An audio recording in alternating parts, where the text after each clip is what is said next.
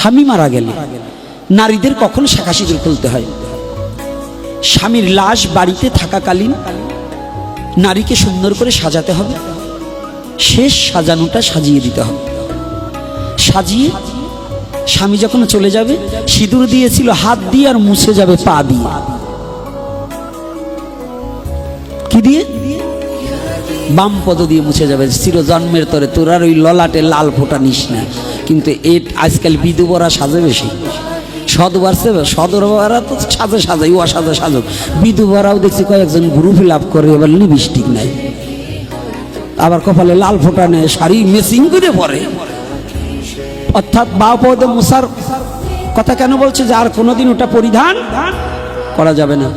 তাহলে স্বামীর লাশ বাড়িতে থেকে মারা যাওয়ার কিছু পূর্বে ছেনানাদি করাইয়ে শ্মশানে নেওয়ার আগ মুহূর্তে শাঁখা সিঁদুর ভেঙে তাকে শ্মশানে দাহন করিতে হবে। গেল এটা। আজকে বলছি দেখি কি কৃপাপূর্বক প্রশ্নগুলোর তাৎপর্য ব্যাখ্যা আশা করছি। এই অধম কন্যা সন্তান পিতামাতার মুখাগ্নি করতে পারবে কিনা? এখানে বলেনি যে কন্যা সন্তান মুখাগ্নি করতে পারবে না।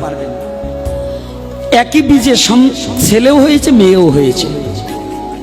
দেহধারী হলে আত্মার কোনো দেহ নাই, আত্মার কোনো স্ত্রীলিঙ্গ পুলিঙ্গ থাকে না, আত্মাটা তো আত্মাই।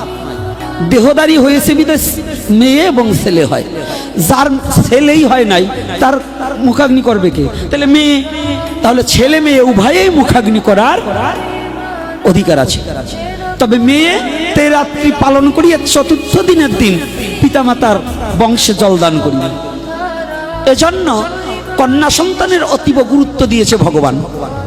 কন্যা সন্তান হলে কেউ বেজার হলে এটা চলবে না। কন্যা সন্তানের অনেক গুরুত্ব আছে। দক্ষ রাজার কোনো ছেলেই ছিল না। আমাদের সনাতন ধর্মে অনেক দেবতাদেরই ছেলে ছিল না। তারা কি মুক্তি পায়নি? তাহলে কন্যার দ্বারাও মুক্তি পাওয়া যায়, তবে কন্যাটা ভক্তিমতী হতে হবে। ছেলের দ্বারাও মুক্তি পাওয়া যায়।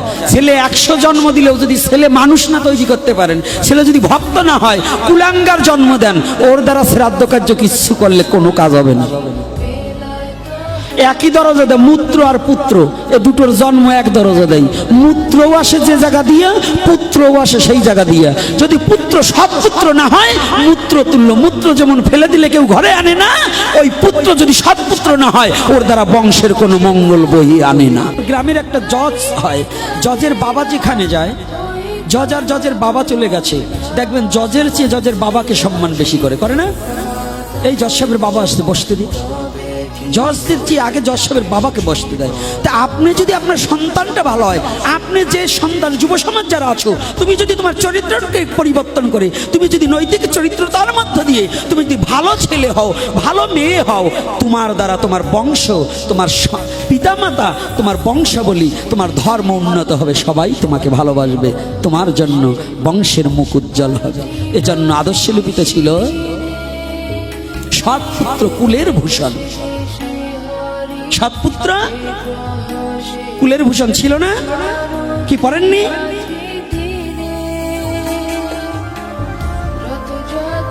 সনাতন সাহিত্যে বললেন, বংশে যদি সুপুত্র জন্মে একজন, বংশ উদ্ধার হয় তাহারই কারণ। একটা সন্তান বংশে যদি সুপুত্র হয়, কুপুত্র জন্ম দেওয়া সহজ, সুপুত্র জন্ম দেওয়া বড় কঠিন।